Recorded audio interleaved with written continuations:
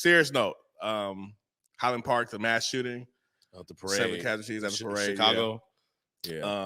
The suspect, Robert Cremole, he was taken in alive. Untouched, unharmed. And they also said that he dressed up as a woman.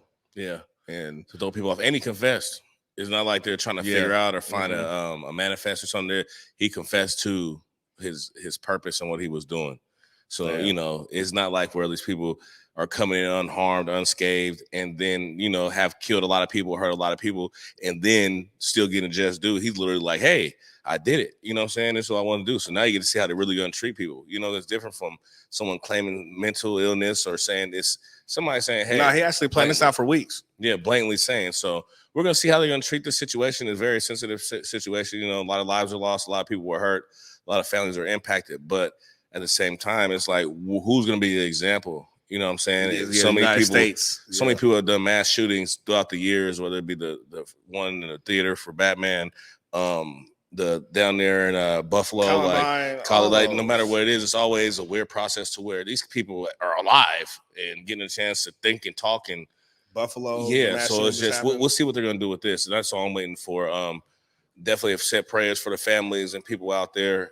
It's very, very disheartening that you can't go out in public and just enjoy yourself and your family, have a good time without having to worry about someone randomly taking out their own life's problems and regressions and mental illnesses on people who are innocent and just coming somewhere and have a good time. So definitely praying for them guys. I hope they gotta make an example of somebody. There's a lot of course, like death penalty example or like 3 life sentences. Well, being alive is I don't know. I don't want to say anybody needs to die, but my issue is that these people who have done so much destruction and caused so much damage, pain, and hurt, they will never be able to pay that back. And the process they get is years of trial, years of court. Just sitting in limbo. When people go, people who do less crime, go straight to their trial, go straight through and get either life or whatever it is. So I don't want this to be a thing where he confessed to it. Now let's kind of sit on it because people forget the Green River Killer's still alive. You know what I'm saying? Like it's just people like that. Info up.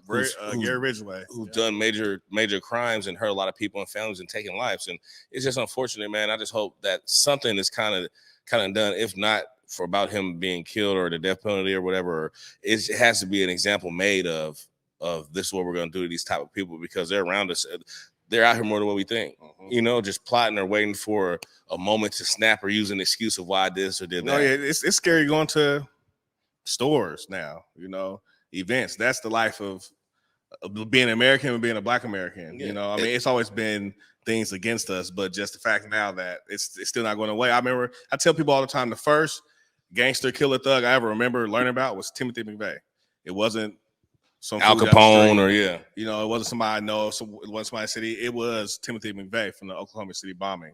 So we know America's history, but at some point they do have to make a example of somebody. They have to say, hey, they make an example out of drug dealers. They make an example out of rapists. You know what I'm saying? Anybody they feel. But when it comes to these people who have caused mass destruction, mass death, and pain, it's like you always see a just due process and they're getting the most lenient. Oh, yeah, the system works for them. How are you just sitting there, getting to write out these things? And it's unarmed Black people don't even come in alive. Man, don't even make it in alive, man. So many people don't even make it home and don't have the ability to defend themselves or explain their situation. So once again, we want to send love and pray for the people out in Chicago.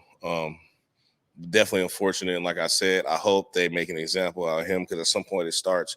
Because other than that, just carry your own weapon and anybody do anything around you.